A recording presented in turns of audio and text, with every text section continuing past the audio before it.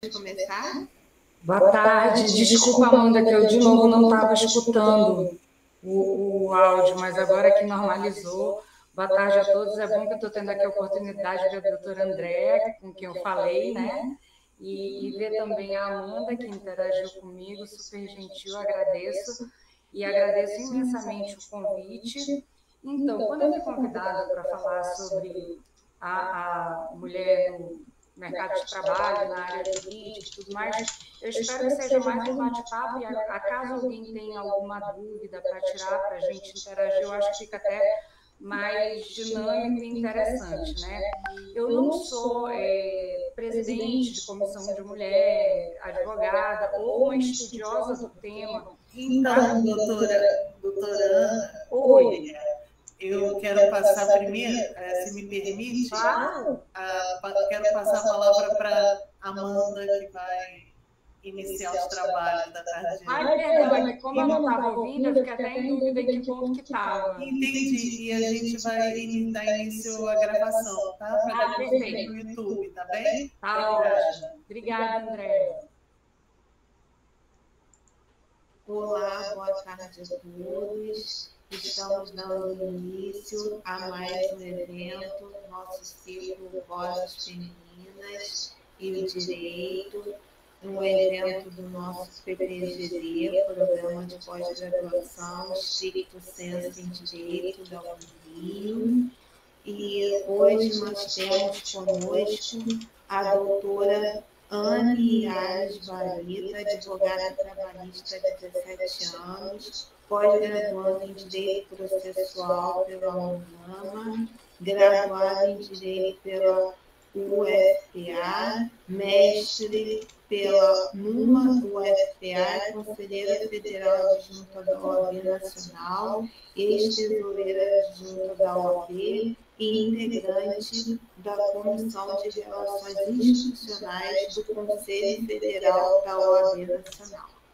Muito obrigada, doutora Linhares, pela sua presença aqui conosco e fique à vontade. A palavra é sua. Amanda, obrigada. Desculpa aí que eu quebrei um pouquinho o protocolo, começando ao contrário.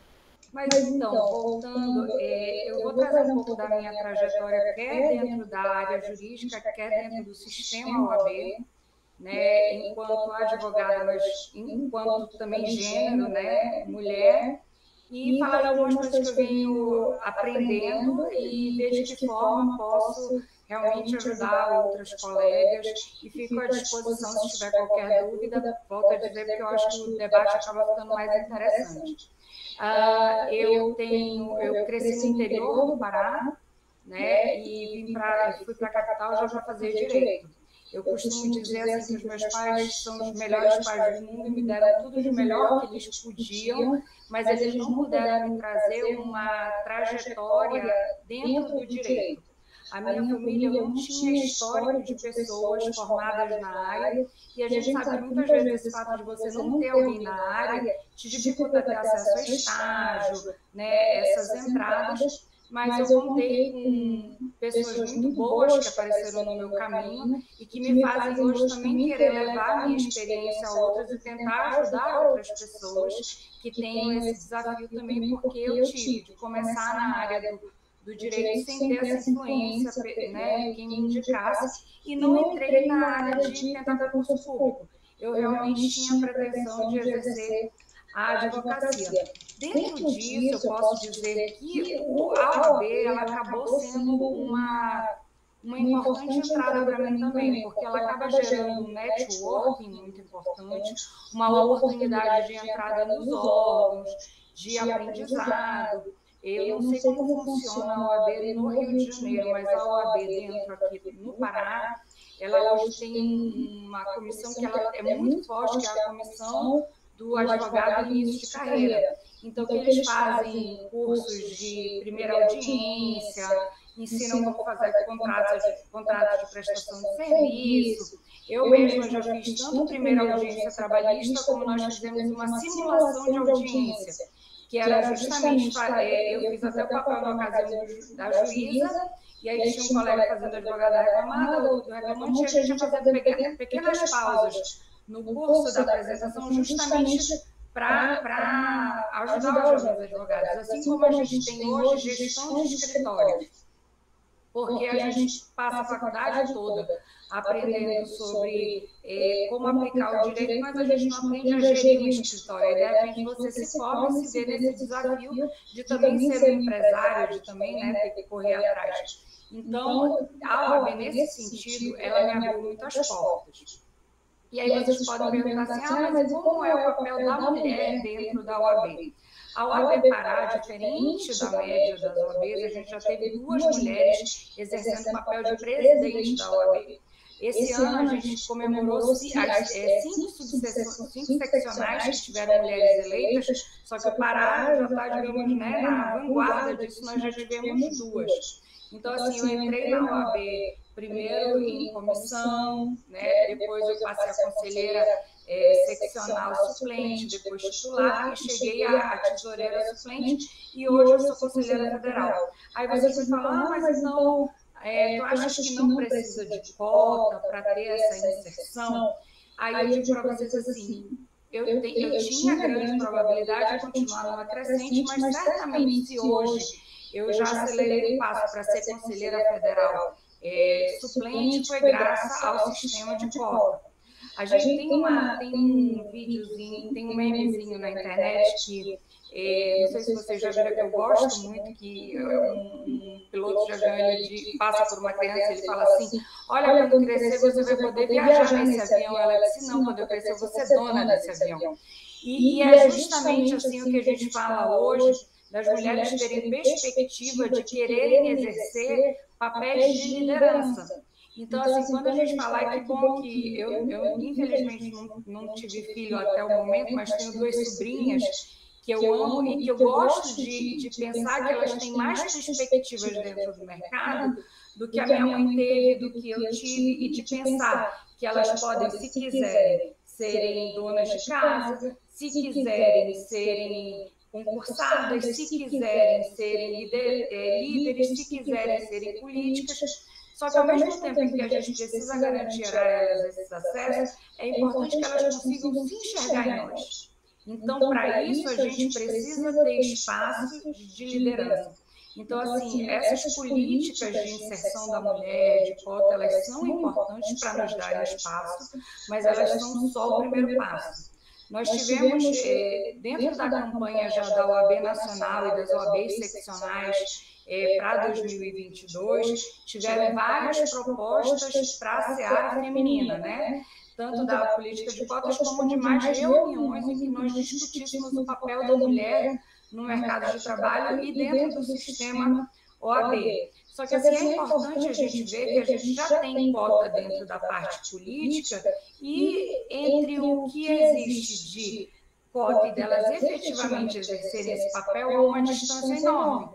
Nós vemos várias mulheres se candidatando a vagas políticas, mas na verdade só para cumprir cota e permitir que os homens concorram às vagas que eles pretendem. E aí quando chega no momento do lugar de fala, do lugar de ocupar espaço, isso ainda não é tão garantido.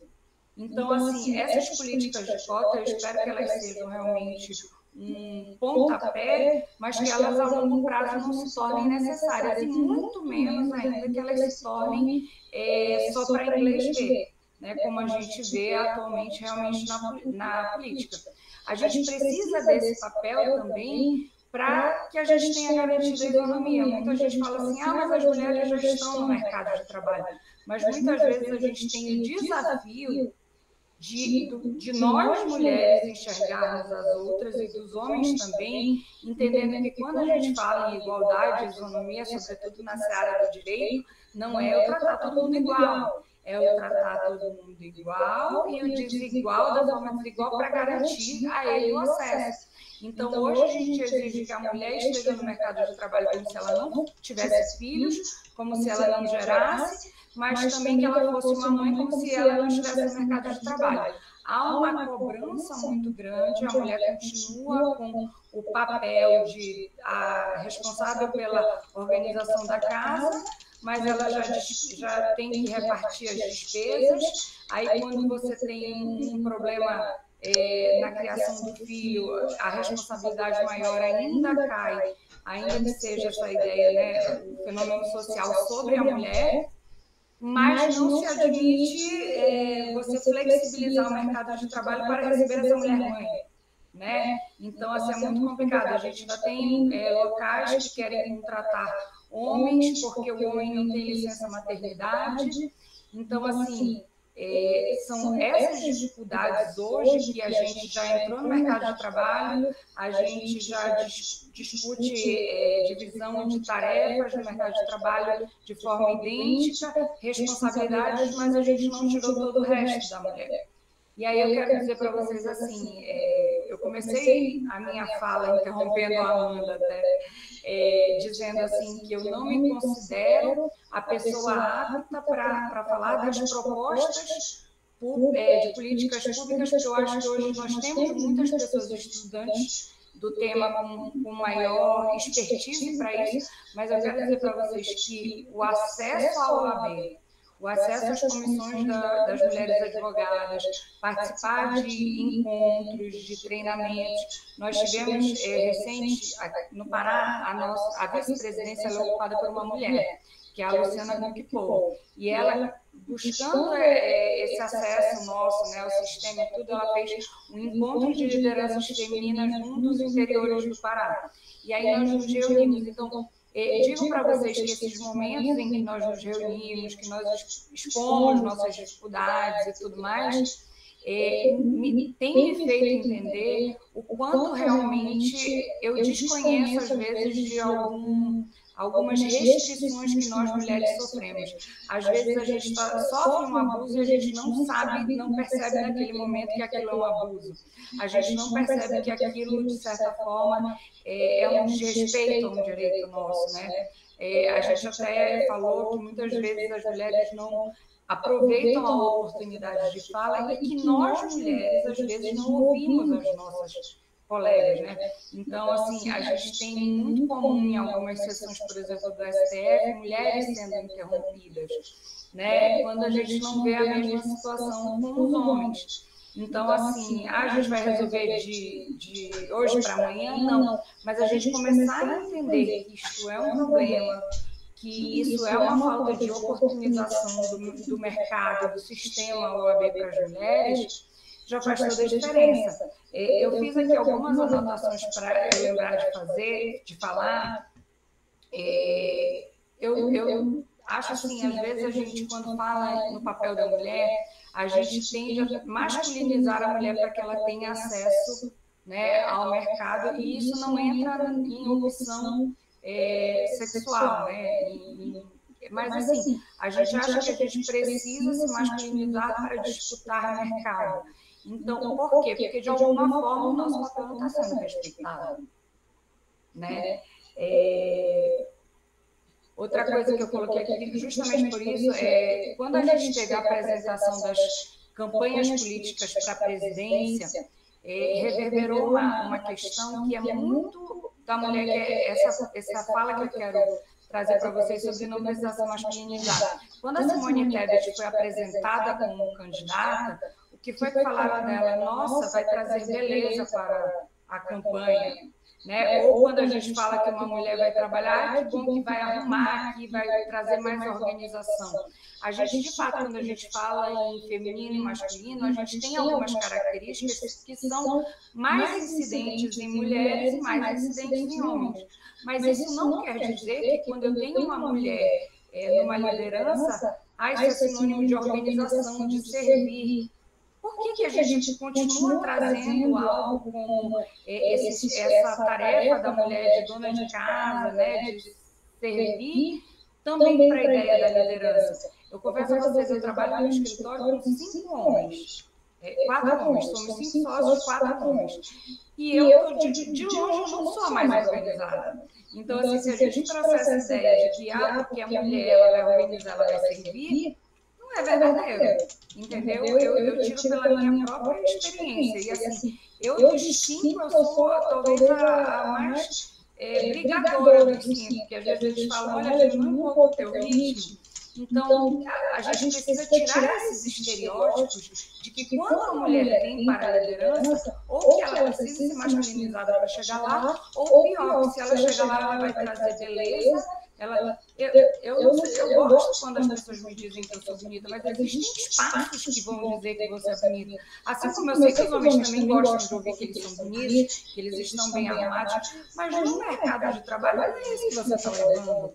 Não é o teu, né? Não é o teu visual, é a tua capacidade de trabalho, é a tua capacidade de liderança, é a tua capacidade de engajamento, de inspiração. Então, assim, o nosso desafio é trazer isso para o mercado de trabalho, é desmistificar a ideia de que a mulher ela tem que competir no mercado de trabalho igual, mas que a tarefa de casa continua sendo dela, né?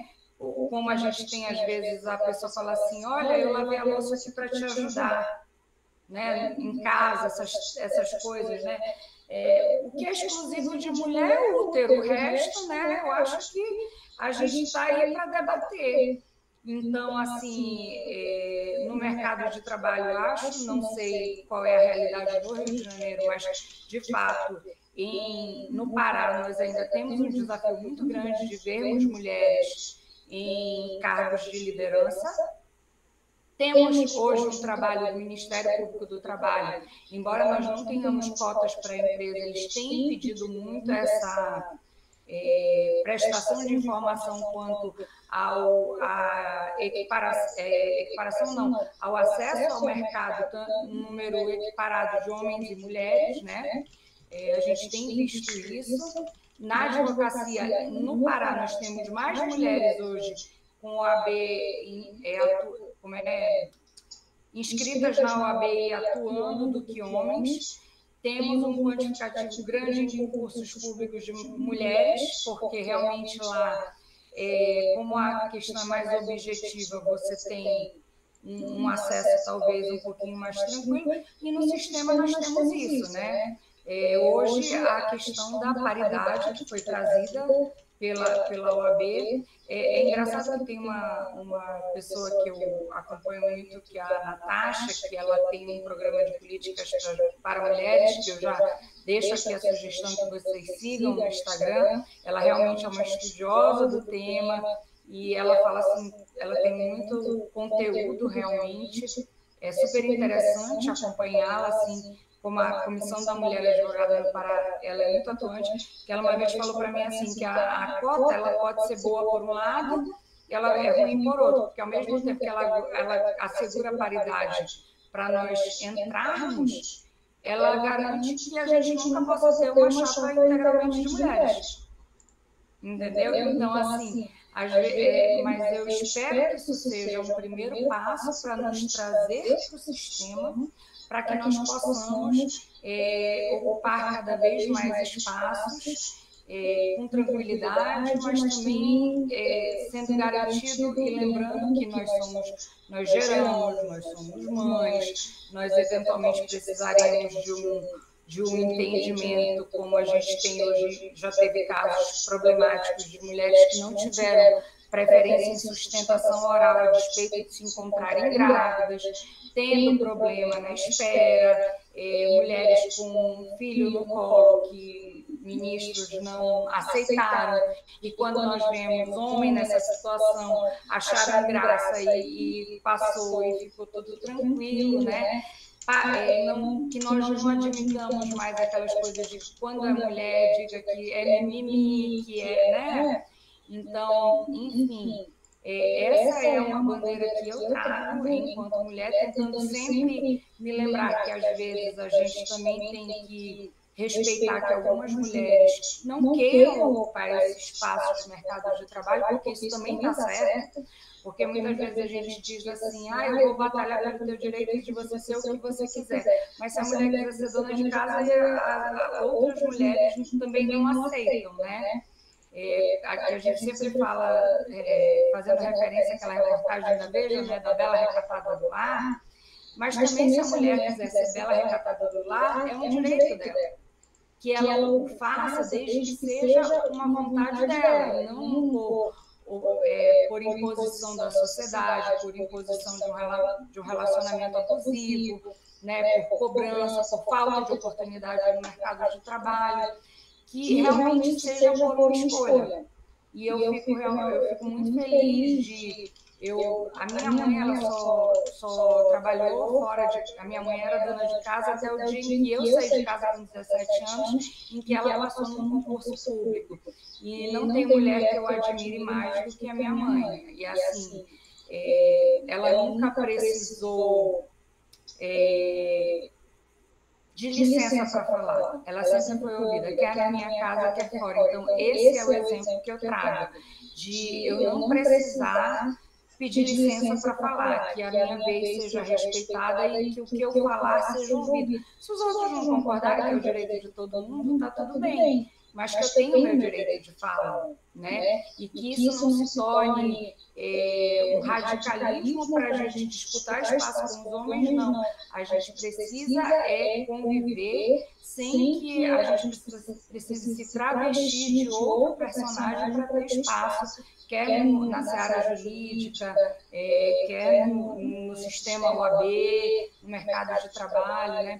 Eu fico feliz que, pelo menos, acho que nas salas de aula, eu não vejo isso ser realmente um tabu, né? Eu acho que um dos poucos espaços que a gente já vê isso funcionar com mais coerência e de uma forma muito tranquila são realmente as salas de aula, quer na graduação, quer pós-graduação, mestrado. Eu, pelo menos no curso, né, dos meus estudos, eu fiz federal no Pará, a minha especialização foi numa faculdade particular e o meu mestrado também na UFPA. E em todos eles eu tive professoras renomadíssimas e que eram referências e são até hoje, tanto mestras quanto doutoras. Então, assim, é um dos poucos espaços que eu realmente vejo em que há um equilíbrio maior. Espero vê-lo também no sistema OAB, vê-lo também no mercado de trabalho.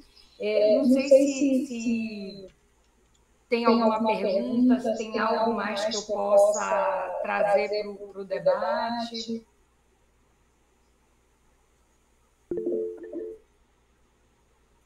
Então, doutora Ana, primeiro de tudo, a sua fala, se a gente pode falar da beleza da mulher, a gente pode falar da beleza da sua fala também, que é muito didática. Eu fui anotando os principais pontos aqui e vendo que realmente o domínio dos assuntos e a questão da liderança natural está presente na senhora. Então, parabenizo, a gente aqui enriquece esse debate de norte a sul do país, que é o que a internet possibilita a gente, né, agora de conhecer as advogadas atuantes em todos os estados da federação. E eu quero fazer um adendo aqui, desculpa, que o nosso coordenador, o professor Emerson Moura, ele está em trânsito, a internet dele caiu, mas ele me mandou um WhatsApp aqui, pediu muito obrigada à senhora, e que eu estou mandando aqui para ele as suas observações, e que genial. Então, já fica aqui um convite para no futuro um curso de extensão com o PPGD Unirio, se a senhora aceitar essa parceria. Com certeza, vai ser um prazer. Será muito bem-vinda, porque nós precisamos realmente dessa visibilidade. E no Pará, quer queira que não, é um Brasil, são vários Brasis, né, dizem, né?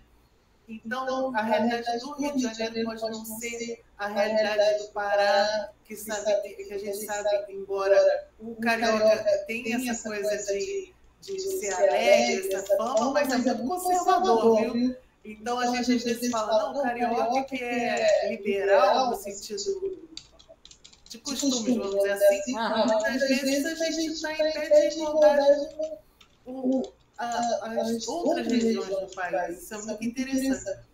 E o que eu achei genial da sua fala é justamente essa masculinização que às vezes a mulher precisa, para se impor, até impor respeito em certas situações, precisa de estar de terninho, de estar de blazer, de estar vestida até o pescoço. Eu sei que isso é muito errado, mas como é que a senhora vê a questão da vestimenta pelo olhar de advogada? Isso ainda tem muita repercussão?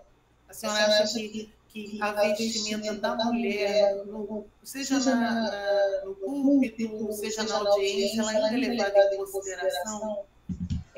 Assim, a gente vai entrar em algumas questões, eu vou até anotar para não esquecer, um ponto que eu vou já responder a tua pergunta, André, mas um ponto que a gente falou nesse encontro de lideranças, que ele é muito verdadeiro, que é a questão da sororidade. Hoje a gente fala muito em sororidade, esse apoio entre mulheres, mas às vezes nós mulheres também exercemos uma sororidade seletiva. A gente acaba assim, mais ou menos o que eu falei, compreendendo a mulher que avança no mercado, mas a gente não compreende a que quer ser dona de casa. Então, a gente acaba também sendo preconceituoso, né? Em relação à vestimenta, o primeiro parêntese que eu faria seria em relação à questão da sororidade, que nós, mulheres, precisamos ter mais encontros desses para que nós nos dispamos dos nossos preconceitos, né? A primeira ideia é a gente entender que uma determinada roupa ela não justifica um abuso, que uma determinada roupa não é um convite para que a gente também propague essa ideia para os homens. Eu repito muito em palestras que eu faço a respeito de uma publicidade que foi feita fora do Brasil, eu não sei o país que é, mas que tinham homens na escada rolante. E aí o homem vinha descendo e o outro homem na escada rolante passava a mão no braço dele.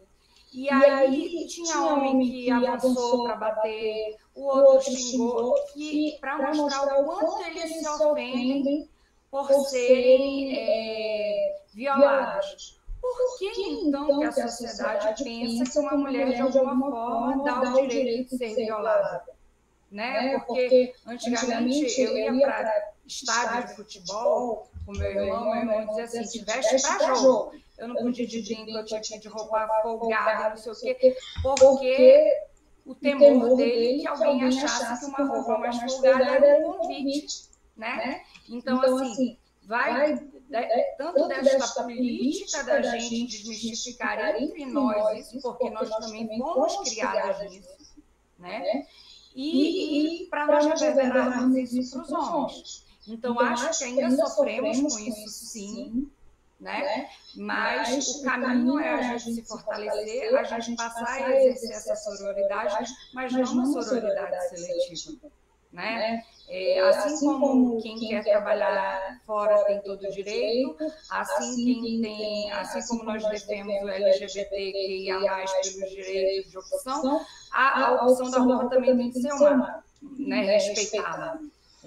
Agora sim, aí nós só precisamos fazer uma pausa, lembrando que a nossa área, por si só, ela traz algumas exigências de vestes talares em alguns momentos, né? A gente também não pode, por conta de uma batalha e uma desmistificação de um preconceito e tudo mais, esquecer que dentro da nossa área existem algumas exigências de padronização de vestimentas. E aí isso se aplica tanto para homem como para mulher, tanto no Rio como em Belém, onde eu moro. Imagina que tem momentos que os homens ficam desesperados de ter que usar terno e gravata, aquele sol, e acaba que nós já tivemos situações em Belém com a advogada teve que sair da sala de audiência que não estava de gravata. Entendeu? Então, assim, a gente tem que fazer a distinção entre o que é a exigência das vestes para a nossa área, a beca para o momento da sustentação oral, né? Sempre respeitando as nossas prerrogativas, que se assim for, que se suspenda o ato sem prejuízo do advogado, para que ele possa, então, se compor, né? Mas tem isso e, infelizmente, a gente ainda tem essa vinculação à vestimenta com a questão da mulher, né? Assim como é muito difícil algumas mulheres chegarem em locais de liderança sem acharem que o que foi que ela fez para estar ali. Que nós tenhamos esse discurso de o que foi que ela fez, ela correu atrás. ela se capacitou. Nós reverberarmos isso, nós nos fortalecermos, não admitirmos esse tipo de piadinha, de brincadeira, né? Porque a gente não vê realmente isso para homem, então não admitamos, na verdade, para ninguém. Né? Mas, infelizmente, André, a gente ainda vê muito isso. A gente ainda vê até as pessoas achando que o fato de você estar com uma roupa justa é um convite para lhe tocar, para lhe violar, abusar e tudo mais, né?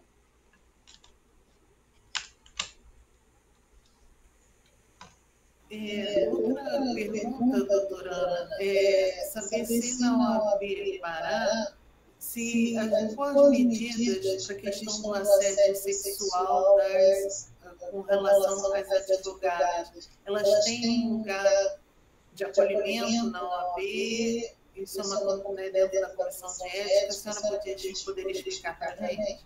Aí a gente tem algumas questões muito interessantes. Esse ano, a OAB Federal lançou uma campanha OAB Sem Assédio, que tem sido propagada realmente em todo o sistema OAB pela presidente da Comissão Nacional, que é a Cristiane Damasceno. E no Pará, a gente sempre teve isso desde a gestão passada, essa campanha de contra-assédio muito forte. E lá, em especial, a gente tem também, na parte de prerrogativas, uma parte da prerrogativa que é voltada para a mulher advogada. Que a ideia é que, quando a violação se der com mulher, ela possa ser acolhida e ouvida por outra mulher. Então, a gente tem esse cuidado, porque muitas vezes, né, quando você vai denunciar um assédio, você já se sente novamente assediada só na hora do registro da denúncia, né? Eu sempre digo que eu acho que quando chega uma vítima de qualquer situação, e sobretudo mulher, nós sempre temos que recebê-la como aquilo aconteceu. Embora a gente precise olhar para o acusado também com a dúvida, porque a gente tem o dever de investigação, a gente tem o dever de dar o direito à ampla defesa, ao contraditório, você não precisa fazer o julgamento da vítima na hora que você recebe a vítima. Pelo contrário, receba, acolha, ouça, entendeu? Porque é aquilo que é necessário naquele momento. Então, com essa ideia de ter o maior acolhimento possível, nós criamos dentro da Comissão de Prerrogativas no Pará um grupo já voltado para a violação de prerrogativas da mulher. Né? E lá a gente tem uma campanha muito forte também de campanhas voltadas para a mulher preta, porque existe também esse trabalho de que é um assédio ainda mais pesado, né? Assédio é uma questão histórica muito mais pesada para a mulher preta. Então, existe um estudo grande, existem campanhas, existe toda essa tratativa diferenciada justamente para que o assédio cesse no momento que nós cheguemos e não que ele se repita, né?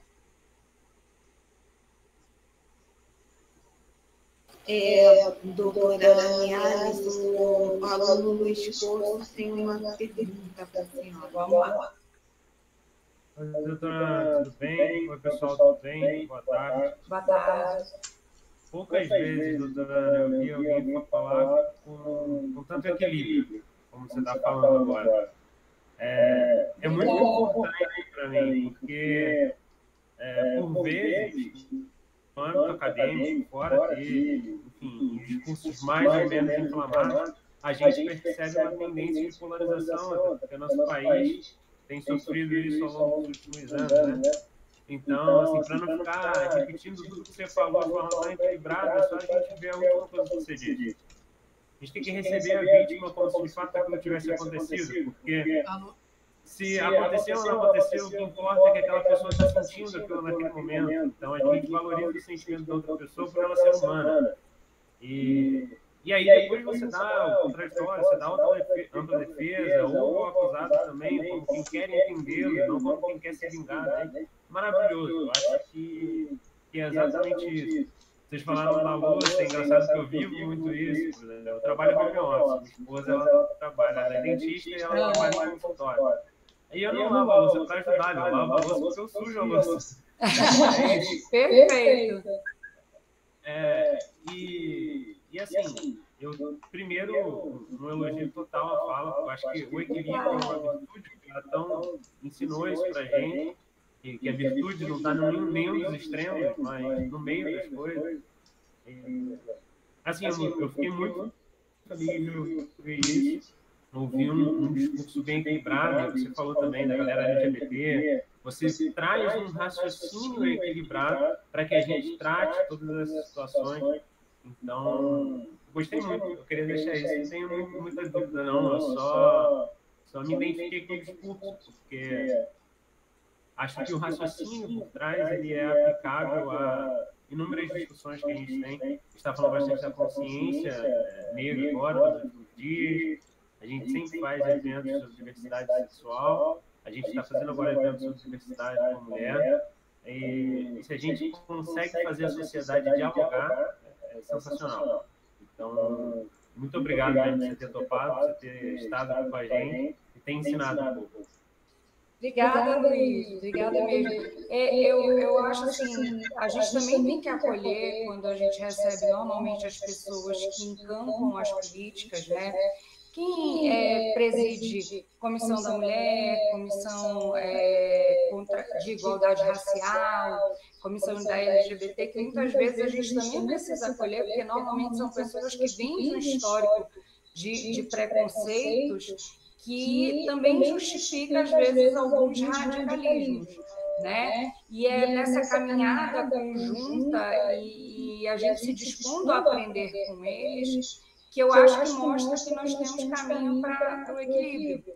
Mas, assim, eu também consigo entender que, às vezes, é muito fácil para eu falar de uma forma de preconceito distinta da minha amiga, que é uma mulher preta, porque ela teve um lugar de preconceito que eu não tive, entendeu? Assim como talvez eu falando aqui com vocês, eu tenha algum lugar de dificuldade como nortista, que vocês, enquanto da região sudeste, uma região mais pujante em termos financeiros, de desenvolvimento, tenham e que eu não tenho. Mas, assim, é sempre a gente tentar exercer essa ideia do acolher da melhor forma possível.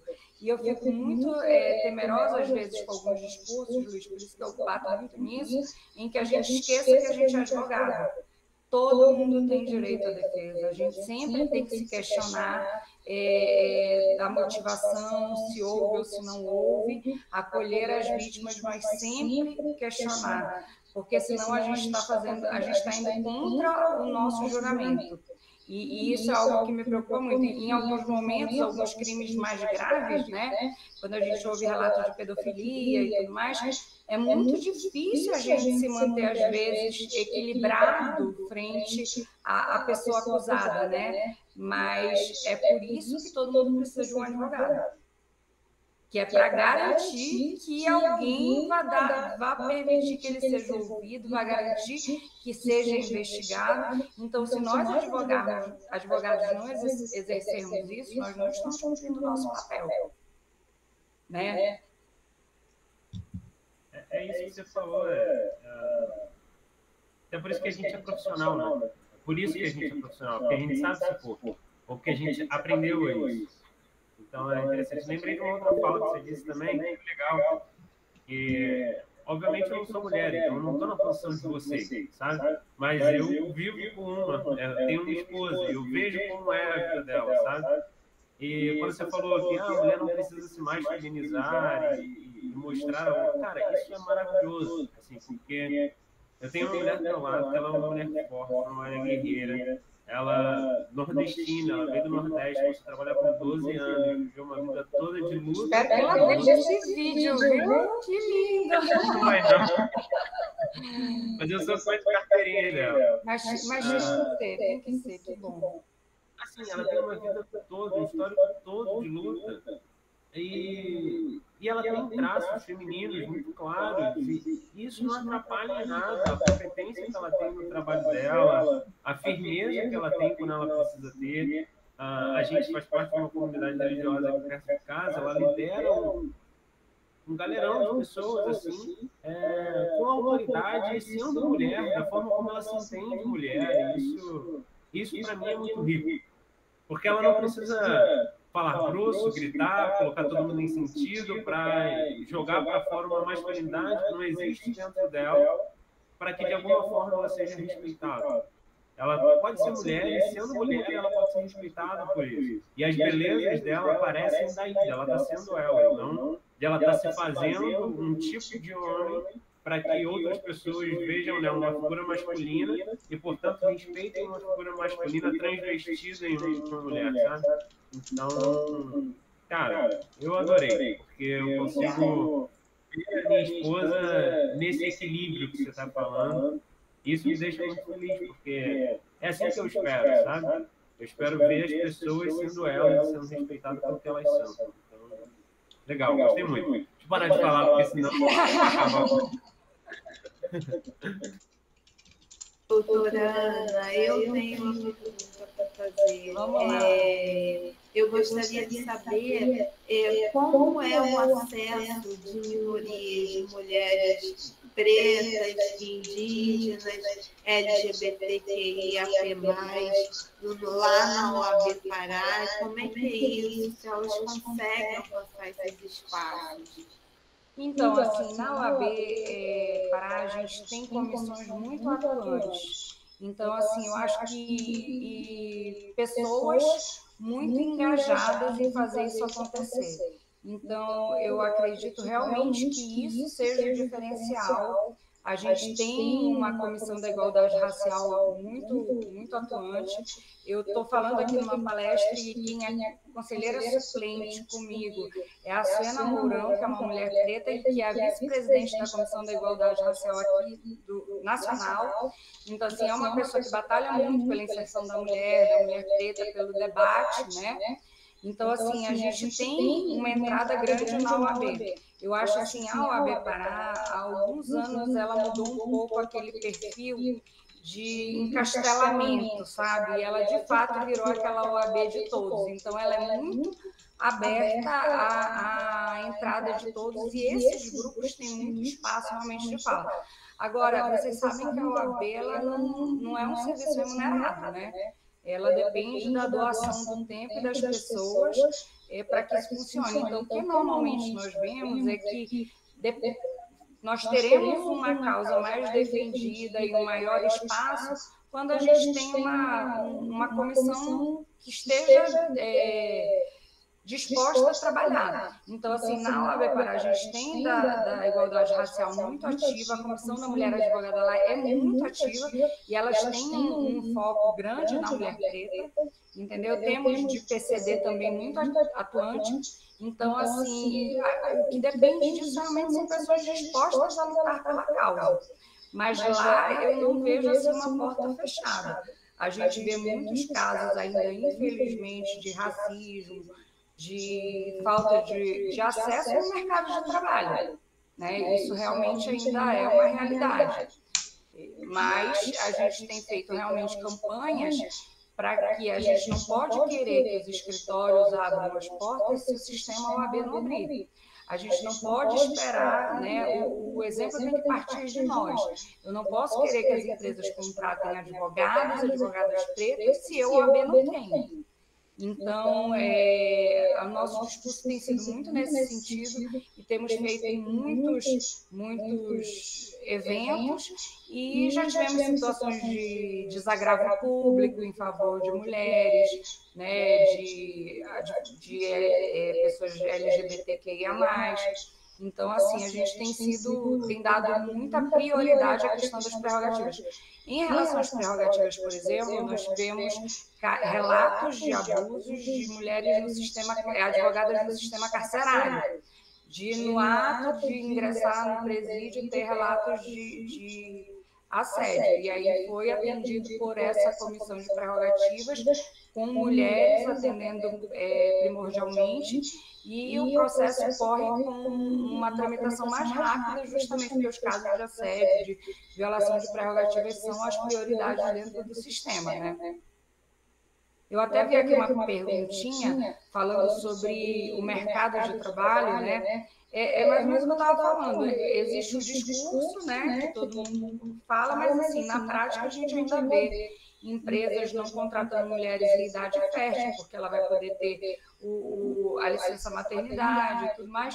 É trabalhar política, é você gerar questionamentos, é você, enquanto mulher, estimular a contratação de outras mulheres, não porque elas são mulheres, mas colocá-las no rol de concorrência, né? Existem algumas mulheres que têm essa... eu sou contra de mulheres, que também eu respeito, né?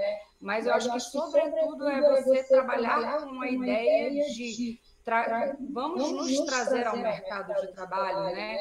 Vamos pensar em políticas que permitam que a mulher volte ao mercado de trabalho de uma forma menos traumática no pós-parto, né? Mas que também não gere prejuízo para a empresa, porque a empresa, no final das contas, é lucro. Então, como é que eu faço isso se tornar atrativo para todo mundo? A gente teve aí a entrada em vigor da Lei Mais Mulheres, né, que vem trazendo a questão da possibilidade de home office para a mulher, alguns tratamentos diferenciados, que é justamente, eu não posso tratar homem e mulher igual se a mulher tem a licença maternidade, mas de que forma eu tratando ela desigual, eu não tenho ela no mercado para ela ter a mesma oportunidade de produção que o homem. É isso que a gente tem que começar a discutir, porque quando a gente fala, bora tratar de igual para igual, isso não é isonomia, isso não é igualdade. Isso é, na verdade, mais uma forma de eu tirá-la do mercado. Olha, tá vendo? Quando eu trato igual, ela não dá conta. Entendeu? Então, assim, é a gente tratar isso com mais delicadeza e como as coisas realmente são. E a delicadeza de olhar assim, onde é que eu preciso tratar de forma diferenciada? Como é que eu te dou a oportunidade de continuar trabalhando sem gerar o prejuízo pela empresa, mas também tu tendo aquela oportunidade de gestar o teu filho, de ter uma gravidez tranquila, de ter uma gravidez segura, entendeu? Então, são esses debates que a gente tem que começar a trazer. Tem homens que reverberam, né, aquele discurso de a mulher quer tudo igual, quer ser igual, mas na hora de pagar a conta quer rachar.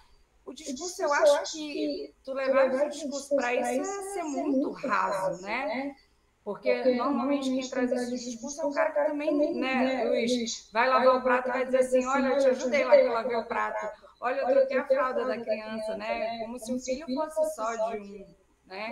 Como se você exercer o papel de pai, você estivesse ajudando a mãe. Não, você está sendo pai, né? Mas é assim, por exemplo, a minha mãe, que era dona de casa, ela acabava ficando com o trabalho da casa, porque enquanto ela estava no trabalho da casa, meu pai estava fora, né? Então, assim, havia um equilíbrio. Aí, o que aconteceu? A mulher saiu de casa com o homem, mas quando ela voltou, parece que só ela voltou para o serviço da casa. Então, assim, o dia a dia do homem não mexeu, mas o dia a dia da mulher aumentou. Então, assim, é por isso que a gente tem que entender que todo esse discurso de igualdade, ele não pode ser tão simplório.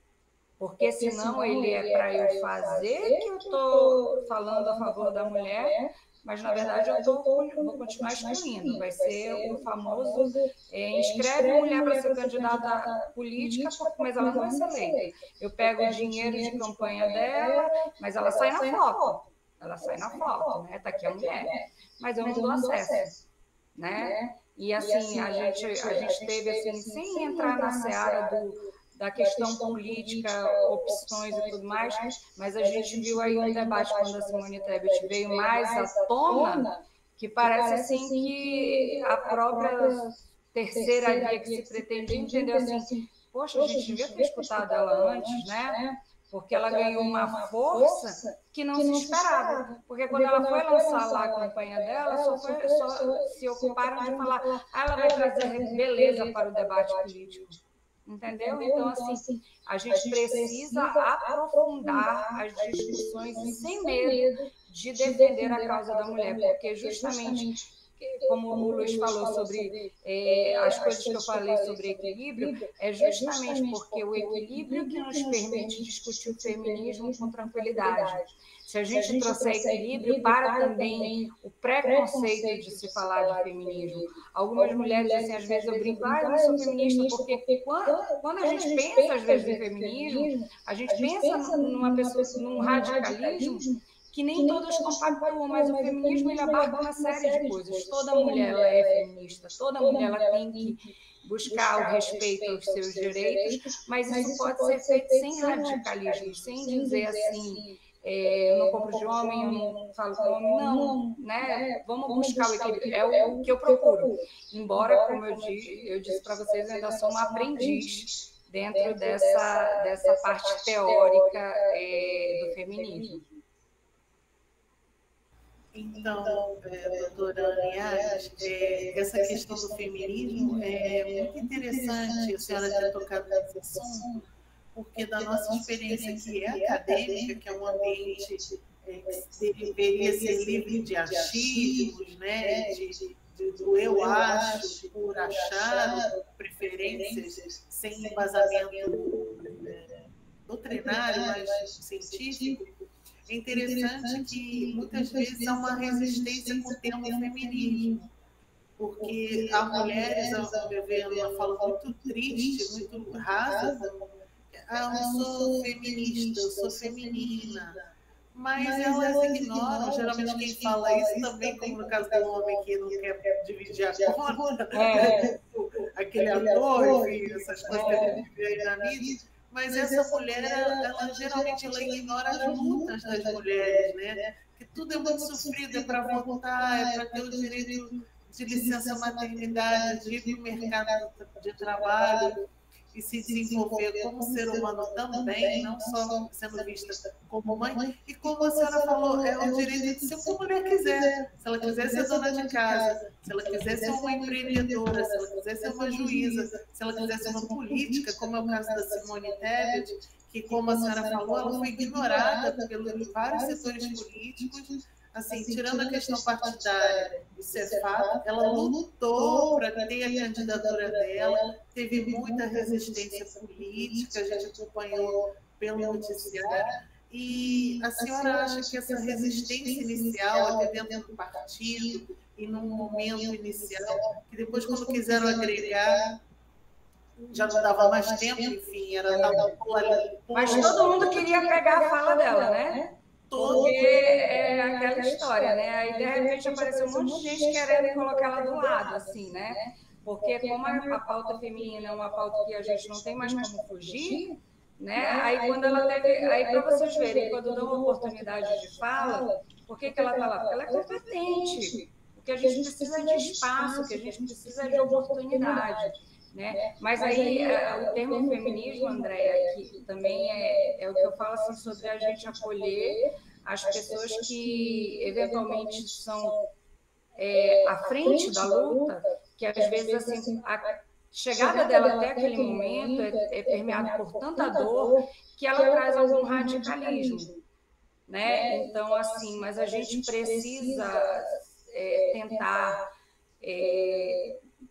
fazer pensar que ele pode ser equilibrado, mas que todas somos feministas, né? Desmistificar, né, doutora? Doutora Ana, tem mais uma pergunta aqui no chat, é da aluna Sarita Oliveira. Ela pergunta o seguinte: professora, como você vê a contribuição da academia para promover esses debates e priorizar mudanças efetivas, para além das ações afirmativas previstas em lei? Eu tenho uma coisa comigo na vida que é o seguinte: conhecimento é poder. E isso é uma das poucas coisas que ninguém pode te tirar. Então, assim, todo debate ele é válido. Eu até defendo alguns debates que, eventualmente, eu sou contrária, eu acho que o local deles acontecerem é dentro da academia. Às vezes a gente vê teses de mestrado, de doutorado, com as quais eu discordo completamente, mas às vezes ele passando pela seara da academia, que você consegue cientificamente desconstruí-lo, que você comprova que ele não cabe, sabe? Por muito tempo demorou para sair o entendimento de que a Sociedade de Psicologia não poderia admitir a cura gay. Mas eu tenho certeza que os debates acadêmicos enriqueceram muito para mostrar que isso não tem o menor cabimento. Né? Então, eu acho que todos os debates, eles são importantes. No encontro de mulheres que a gente teve no interior do Pará, teve uma fala E assim, eu também já repeti isso, assim, que aí a presidente disse que teve um evento que ela, a vice-presidente disse que ela teve um evento que ela foi, que as mulheres falavam e contavam sua história, umas choravam, que ela disse assim, nossa, mas isso está parecendo até terapia de grupo, não tinha que ser um pouco mais objetiva, né? E aí a Natasha, que eu falei para vocês, da política para mulheres, ela disse, não, mas é importante, porque como nós nunca tivemos esse espaço, nós precisamos ainda ter estes momentos de desabafo, momentos de encontros, sabe, de histórias, eu entender que a tua dor é igual à minha, que eu não estou errada por ter essa dor, que ajuda. E aí, nesse sentido, eu acho que a academia enriquece muito. Né? Você trazer esse debate, por exemplo, se vocês puderem fazer um debate sobre o que é o feminismo, trazendo pessoas assim, né, já com a carga teórica, com aquele estudo, para de onde surgiu o termo, o que vem por trás. Tem histórias de mulheres que foram queimadas dentro de indústria, brigando por direitos das mulheres, né? Então, assim, é até um desrespeito nosso com a memória dessas mulheres a gente falar que não é feminista, mas, por outro lado, eu consigo também entender quem não fala pelos radicalismos de alguns discursos. E a gente tem que entender, em época de redes sociais, que muitos discursos reverberados, eles são muito vazios, muito introdutórios, eles não trazem para o debate tudo que tem por trás daquilo. Eu posso ser a defensora dos direitos das mulheres falando que um eventual acusado de estupro também precisa ter direitos de defesa. Isso, eu também sou feminista sendo isso. Então, a gente precisa começar a replicar esta ideia de que o feminismo também abarca isso, para que todas as mulheres se sintam abraçadas por esse termo.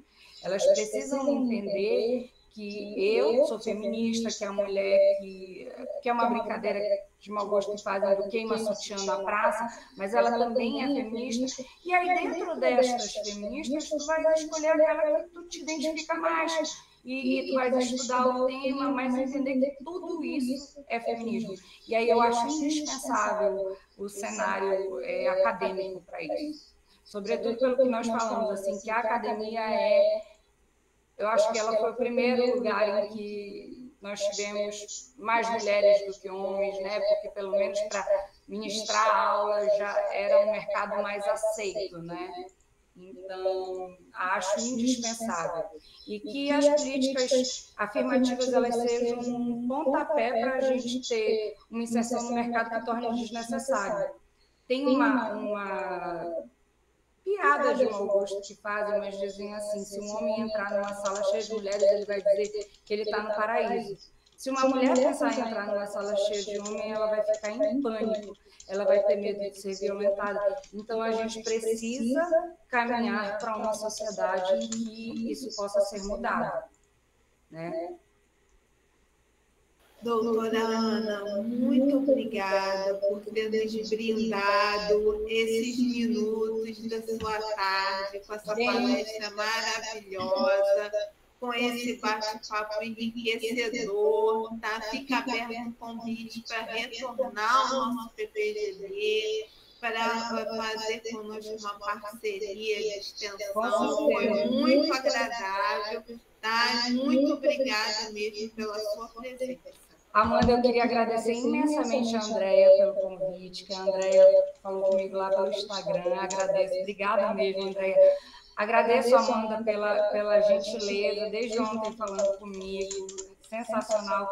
Agradeço ao PPGDAN, à coordenação de vocês. Luiz, espero que tenhamos mais Luizes no mundo como você, admirando, oportunizando e apoiando mulheres. E que vocês reverberem um discurso de igualdade, mas no sentido mesmo do que a gente estuda em constitucional, em princípios, não só para as mulheres, né, mas para as mulheres, para a questão racial, questão de credo, porque eu acho que a parte religiosa foi algo que também acabou sendo muito...